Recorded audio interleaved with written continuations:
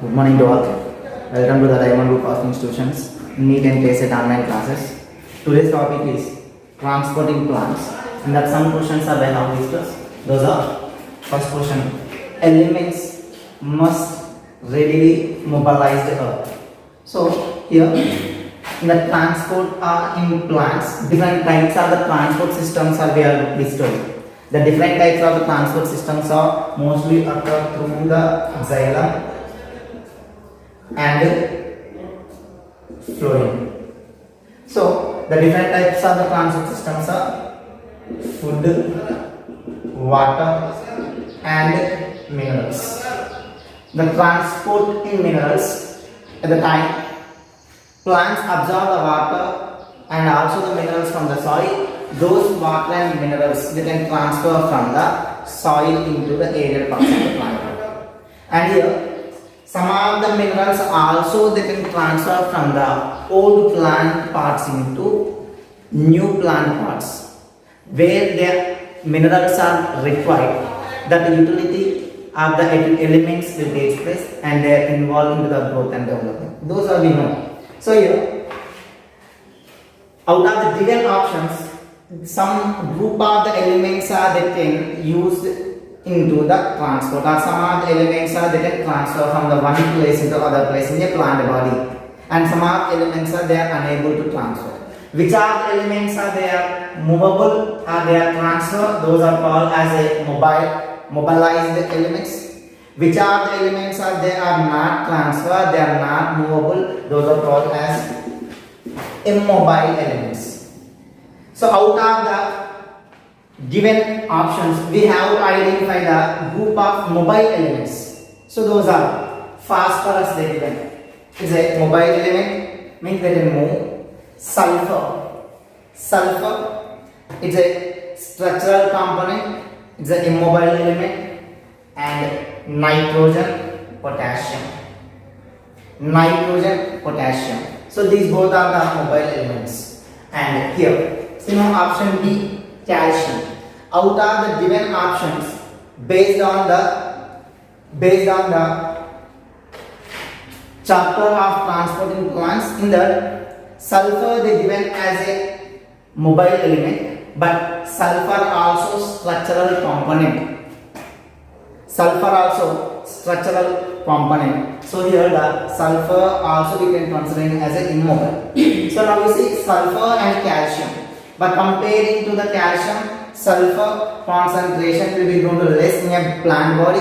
So here calcium also immobile and phosphorus as well mobile element, and here they given as sulfur and nitrogen.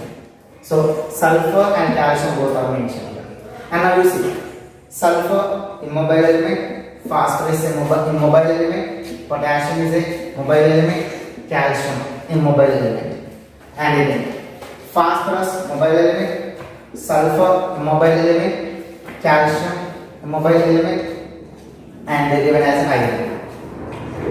It's a immobile element. So now out of the given options, calcium, phosphorus, calcium, sulfur, and calcium, sulfur, they are having in a group in a B option, C option, D option. Here based on what you know, calcium is a structural component, it's an immobile element, but here the sulfur also structural component, it is also the immobile element. But option 1 they given as a only sulfur, phosphorus, nitrogen and potassium. Comparing to the other options, here in the option A they given as a one element only, sulfur element, but here note point is sulfur also immobile element. Based on the elimination method, we are going to choosing the answer is A, because here in the all options are they given as a calcium, sulfur, and calcium, sulfur as a pair. But in the A option only, they given as a sulfur alone. So that's why we have to choose the answer A. Next question. A and B are the two adjacent living cells. The cell A has solute potential psi S is there given as 9 bars, and pressure potential psi P they given as 4 bars, and cell B psi S given as a minus 8 bars and pressure potential is given as a psi P is 5 bars. Then what's the direction of movement of water? Here based on these questions, means like these questions will ask in your final exams as usually K-CET and the NEET. So based upon the water movement, so we are going to using other two formulas for the transport, that is movement of water in a sets or in a plant one.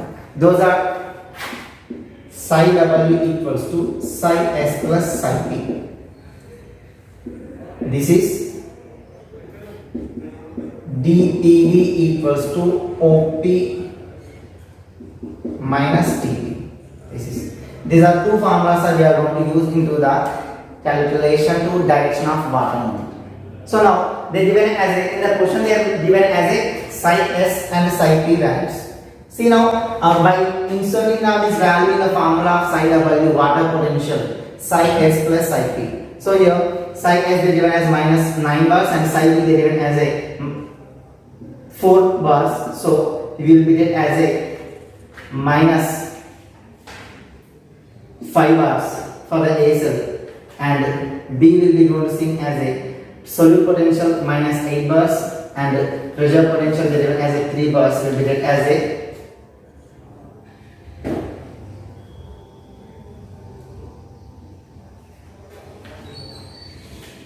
minus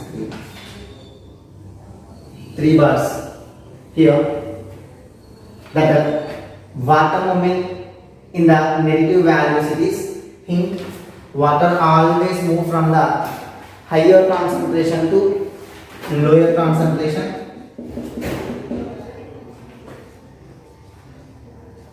solvent to solution side and less negative to more negative side. So now A cell has a minus 5 bars, B cell has a minus 3 bars. So now in this situation we are going to use as movement of water based upon the negative values, that is from the less negative into more negative. So less negative is a minus 3 bar, more negative is a minus 5 bar. So minus 3 to minus 5 movement of water will take place. So when we are seeing as a options for this question, do option A, do not move in any direction. Option B, cell A to cell B. Cell A is minus 5, cell B is minus 3 and moves in both directions, cell B to cell A. That is cell B they given as minus 3, cell A they given as minus 5. So by that applying of the concept of water movement in a negative values, so always movement of water takes place from the less negative to the more negative. So when we see as a B option here, A to B, A they given as a minus 5, B is a minus 3. Here more negative to less negative they mentioned, but the concept is less negative to more negative movement of water will take place, means from the cell B to cell A, means minus 3 to minus 5 movement of water will take place. Answer is D. And the next question, the accurate equation for representing water potential is, the accurate equation for representing water potential is, so again we are going to using the formula of water potential as a 2 psi W equals to psi S plus psi P or dPV equals to OP minus TP. But here the dPV formula is an old concept, dPV method, but instead of the dPV we are going to using this water potential concept as psi S plus psi P. Based on that options are here. A, psi W equals to psi S plus psi P plus psi M. See here we are taken as a psi S plus psi P. Psi S represent as solute potential, psi P represent as a pressure potential. Here solute potential and pressure potential, but not mentioned into the matrix potential. So because here psi S solute potential and matrix potentials are we are using in a living system, but here matrix potential we are going to use into the non-living systems. So matrix potential also we are going to include it under the water potential. So water movements, but these are the matrix potentials are we are not to mention in our syllabus, because here solute potential and pressure potentials are applied into the plant water relations. And where we are going to see into these are the matrix potential. Matrix potentials are we are seeing at the time of inhibition.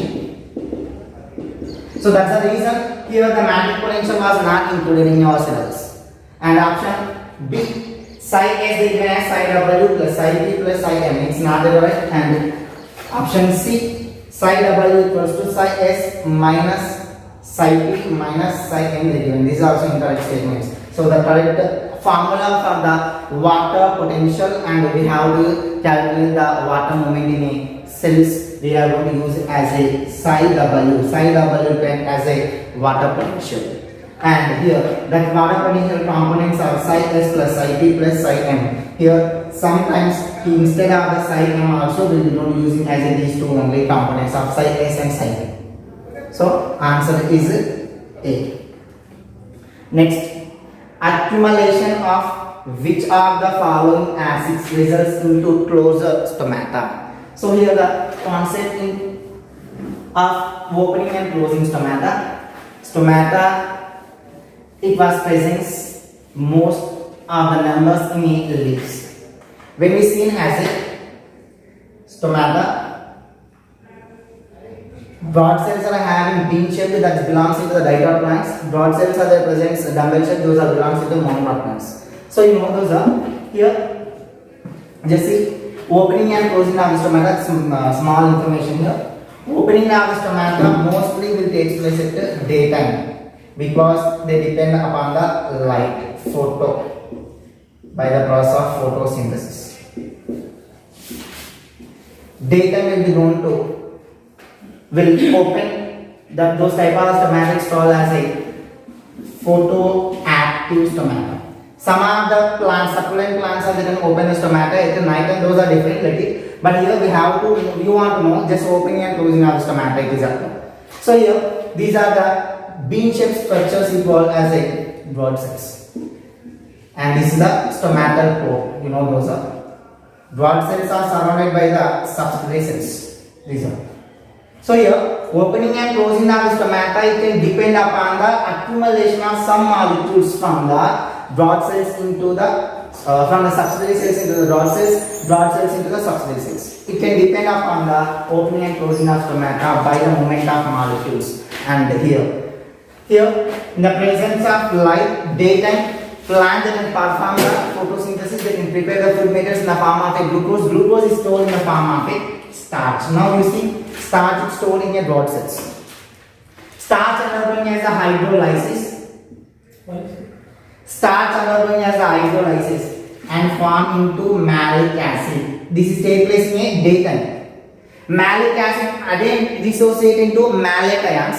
At the time, these malate ions are their formed means automatically by the activation of cytokinins from the subsidiary cells into the broad cells, movement of potassium ions are take place.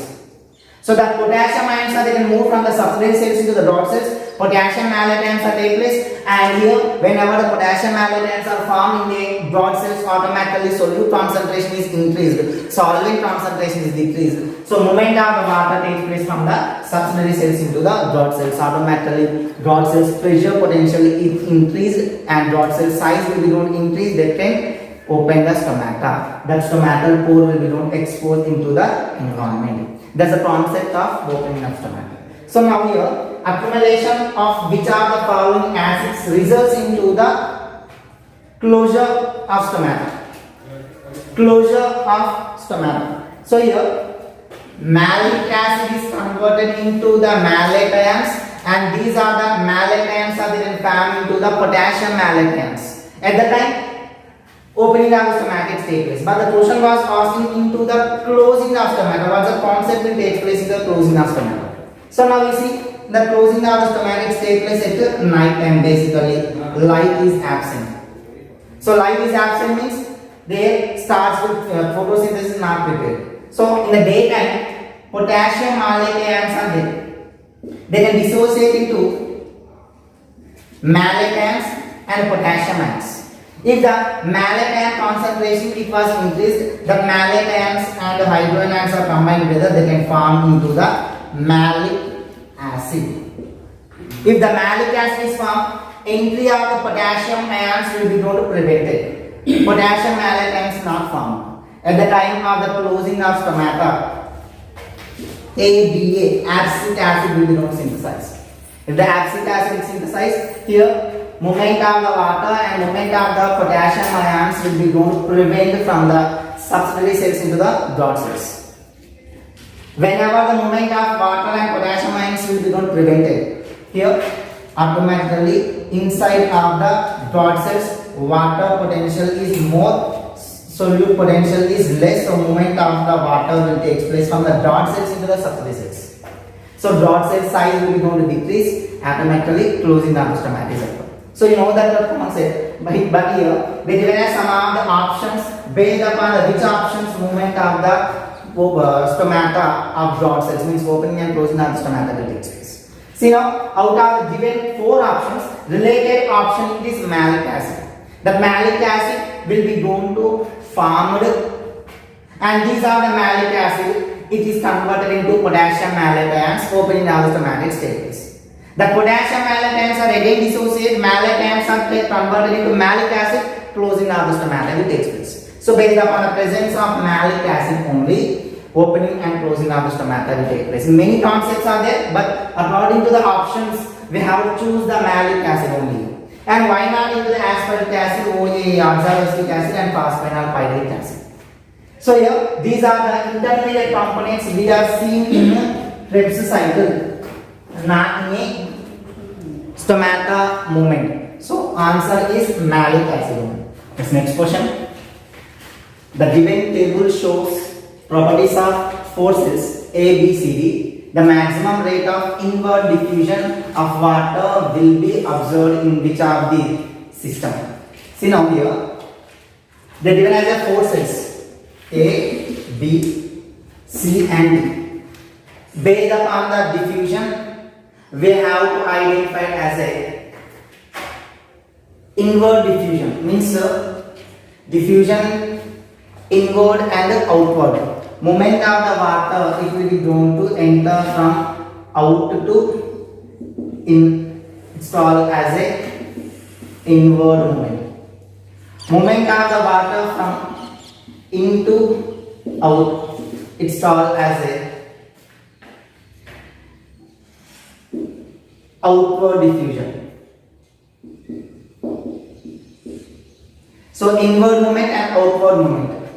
So based upon the A and B and C cells, inward movement and outward movements are. So the differences between the A cell, B cell, C cell individually.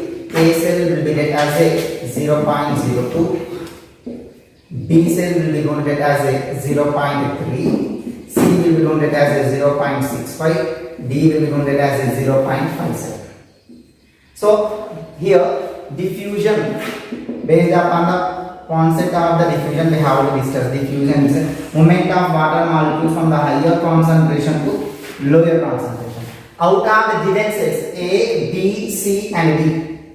So A cell having as a very less diffusion, means outside of the diffusion. B cell as compared to the A cell, B is more, comparing to the D cell, C is very more, and in comparing to the C cell, D cell is less. So now out of the 4 cells, if you are taken as this is the cell and these are the 4 cells will be going to presence. So out of the given, which cell having more inward direction? Means you can take as A, B, C and D.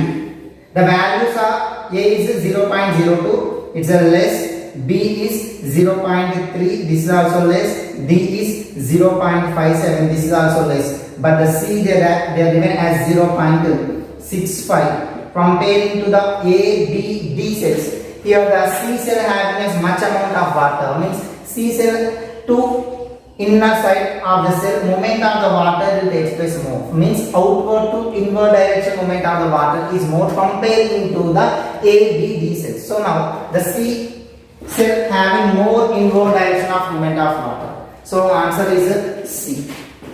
And the next question, you are given 3 cells, root A cell of the inner cortical cell, and cell of the mesophyll cell. See, they are given as a 3 cells. Those are 3 cells are here.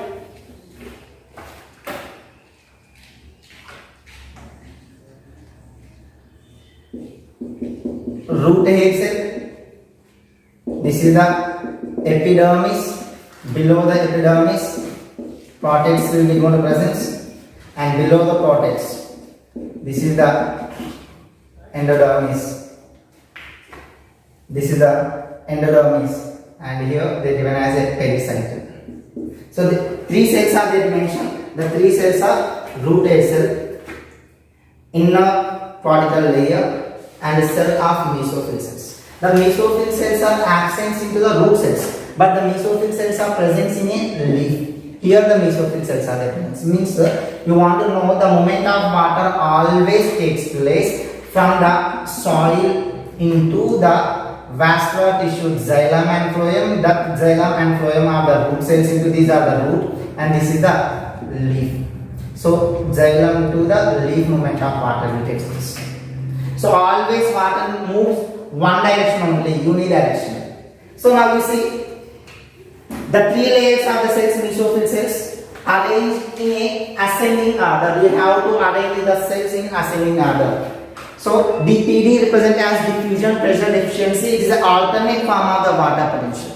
So here, based upon the water potential or based upon the DPD values, we have to arrange the sequence of movement of water, that is in an ascending order. So basically, movement of the water from the soil into the root hair cells, root hair cells into the epidermis, epidermis into the cortex, cortex into the endodermis, endodermis into the pericycle, pericycle into the vascular tissues into the all plant parts. Movement of the water will take place.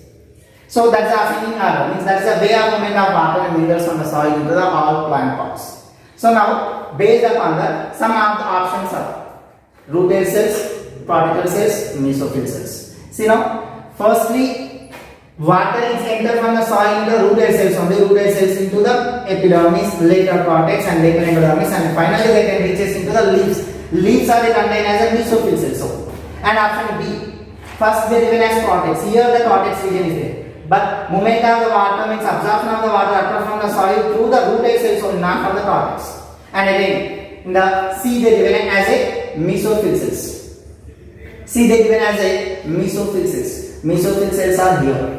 And again, root hair cells, mesophyll cells. Root hair cells and directly mesophyll cells, and they are given as cortex cells. That's not a correct sequence for the movement of water. The sequence and the movement of the water, it is root hair cells into the cortex, cortex into the mesophyll cells. Ascending order based upon the water potential and DPD values also. In this way only the movement of water will take place. So that's why answer is it. And the next question. Which are the following statements is incorrect? So they given as 4 statements. Out of the 4 statements, first one, a tonoplast is absent in sieve tube cells.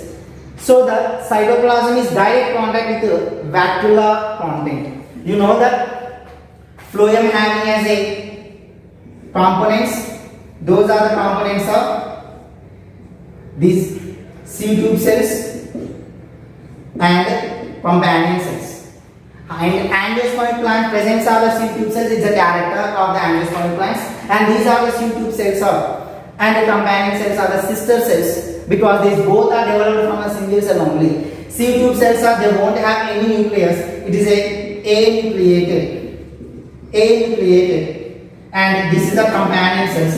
It can store the food materials and entry of the food materials from the that is leaf into the vascular tissues of the leaf, firstly in a companion cells.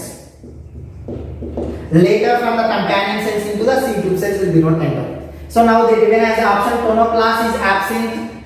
Tonoplast is absent in sieve tube cells. So the cytoplasm is direct contact with the vacuolar content. Here nucleus is absent. And also they mention is tonoplast also absent. What's the meaning of tonoplast? Tonoplast first presence on the surface of tonoplast is a layer on the surface of vacuole. Vacuole is covered by the presence of a thin layer. That layer we call as a tonoplast. This is we call as a tonoplast. Here the tonoplast is absent into a sieve tube cell. By the absence of the tonoplast, the vacuolar cytoplasm is directly contact into the. So these are the sieve tube cytoplasm is directly contact into the vacuole. So this is the cytoplasm and this is the vacuole. So these both are directly contact because in between the tonoplast is absent. And option A they mentioned what the statement they given. Option A is correct only, but the question was asked in incorrect statement. A is correct. And option B, sieve tube cells possess a granules and filaments of P protein and ATPase activity. Now you see here, these are the sieve tube cells they are connected together like as a pipe. From the one sieve tube cell into the other sieve tube cells having a specialized structures. These are the specialized plate-like structures are we call as a sieve plates. Presence of sieve plates also is a character of angiospermic plants. In the sieve plates, from the one sieve tube into the other sieve tube cell, small pores will be going to present. The pores are we call as a sieve pores. These sieve pores are they covered by the presence of specialized protein. That protein only we call as a P protein, or we are also called as a P for phloem protein, because sieve tube cells are the components of phloem only. So sieve tube cells possess granules and filaments of P protein and ATPase enzyme. Function of this P protein and the function of ATPase enzyme it is. ATPase enzymes are they can activate the ATP and they can synthesize. They are involved in the production of energy. And here P protein function it is. So because of the presence of P proteins, they can block the sieve pores. Whenever the sieve pores will be going to block, they can prevent the transportation of food materials from the one sieve tube cell into the other sieve tube cells. So sieve tube cells they have that is sieve plates, and these sieve plates are contained as a sieve pores. The sieve pores are covered with the P protein. That these P proteins will be going to block the movement of food materials from the one sieve tube cell into the other sieve tube cell. And option C they given here. Sieve tube cell cytoplasm can tolerate high concentration of solutes without being plasmolyzed. Yes, because here plasmolysis means this contraction of cytoplasm. Otherwise shrinkage of the protoplasm. When you take the plant cell or when you take the cell into the higher concentration sugars or salts, at the time exoosmosis will take place. So if you are taking as a sieve tube cells, these sieve tube cells are having as a more cytoplasm. They can tolerate into the high concentration of salts. If you are kept into the sieve tube cell in a high concentration of sugars or solutes, plasmolysis will not take place. Some amount of the water only will be going to last from the sieve tube cells, but these sieve tube cells will not show the plasmolysis, because the sieve tube cells they won't have the tonoplast. That's the reason shrinkage of the protoplasm will not take place. So that only here mentioned sieve tube cells. Sieve tube cell cytoplasm tolerate high concentration of solutes without plasmolysis. Plasmolysis means plasma membrane or protoplasm will be going to shrink. Here the plasma membrane like the tonoplast absent, so that's the reason. So what are the options are they given? A, B, C. The given three statements are correct. So incorrect statements are they are asking. Incorrect statement is option B, none of this. Next question. Statement A and statement B. They are given as two statements. The two statements are statement A, xylem transport is unidirectional, and statement B, phloem transport is bidirectional. So in the introduction of transporting plants, xylem and phloem both are the vascular tissues. This is the xylem and this is the phloem. So now plants they can uptake the water and minerals from the soil. So these water can enter into the root hair cells, potted cells, endodermis, and finally they can reach into the vascular tissues. So now water will be going to move from the root cells into the higher parts of the all plants. So now here what are the parts are there present in a plant? That all plant parts will be going to receive the water. So that water will be going to movement take place from the soil into the leaves or all parts of the plant. So what the water will be going to reach into the leaves, this water does not come back into the soil again. So this once the water was moved from the soil into the leaves through the vascular tissues, the water will never come back into the soil. In other way, water is going to come back into the soil, that is called as in the form of a rain, but through the vascular tissues will not come back. So that's why once the water will be going to move into the leaves through the vascular tissues from the roots, that water is called as the direction of movement of water is called as unidirectional. Means one direction only movement of water takes place, that is from the soil into the aerial parts of the plant. And now phloem transport is bidirectional. So you know that phloem transport is called as a bidirectional because here leaf they can prepare the food materials, phloem can use as to transporting of the food materials. That leaves excess amount of food materials are they cannot store in a leaf, they can transfer from the leaves into the vascular tissues, from the vascular tissues into the storage organs we call as the roots, otherwise we call as the fruits. This is the one direction, from the leaves into the fruits or roots into the storage organs. And other one of the direction is whenever the plants require much food materials, these food materials are stored in the form of roots and the fruits in the form of a starch that will be going to again reutilized into the maturing parts. So food materials are they can synthesized by the process of photosynthesis in a leaf. They can export from the leaves into the storage organs as the roots and the fruits. Whenever the plant is required much food materials at the time, what the food materials are there stored, they are reserved. The food materials again will be going to re-exported for the utilization. So that's why food materials are then transferred in a two directions, otherwise many directions. So that's why phloem transfer we call as a bidirectional or multi-directions. In a different direction we don't transfer. And here water will be going to move one direction only, that is from the soil into the aerial parts of the plant body. So options are statement A and B both are the correct. They are given as option A. Statement A and B are incorrect. Statement A is correct, but statement B is incorrect. And statement A is incorrect. Statement B is correct. Statement A and statement B are here. It should be present as a correct. At the time only, these are the statement A and statement B will be going to correct answer. It is a next question. Read the following statements and select the incorrect one. So we have to identify the incorrect statement based upon the given four options. Option A: most of the water flow in the root occurs via apoplast. Movement of the water into the plant body from the soil, that is by the two ways, apoplast and symplast. Apoplastic way without involvement of membrane. Membrane involvement is absent.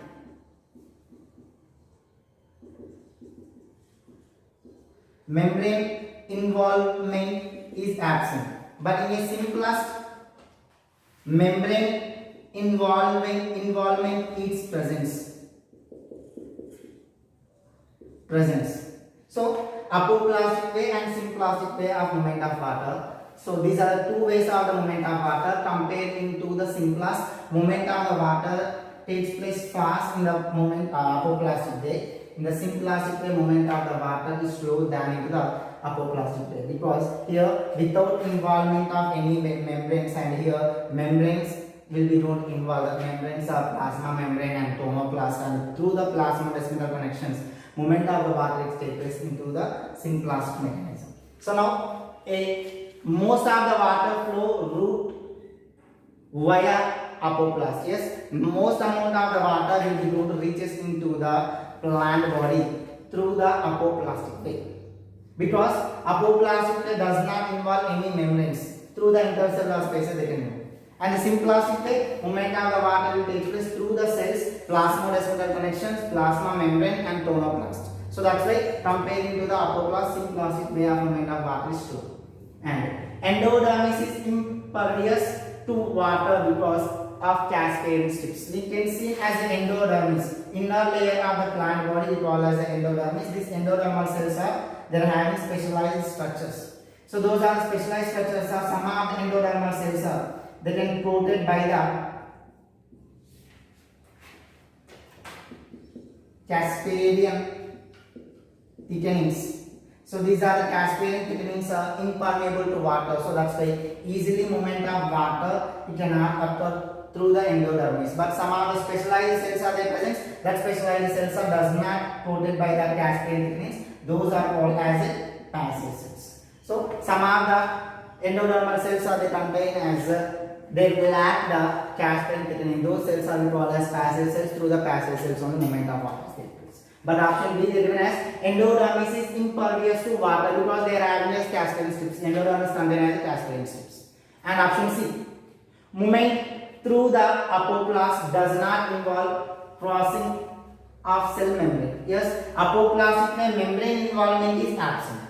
And option D, root pressure accounts for the majority of water movement. So by the entry of water from the soil into the roots can apply some amount of pressure. So by the applying of some pressure, movement of water will take place into a short distances, not into the long distance. Long distance movement of water take place through the involvement of vascular tissues, and also their long distance transport of water will depend upon the transpiration pull theory. It's not depend upon the root pressure theory. So option D they given as root pressure accounts for the majority of water transport.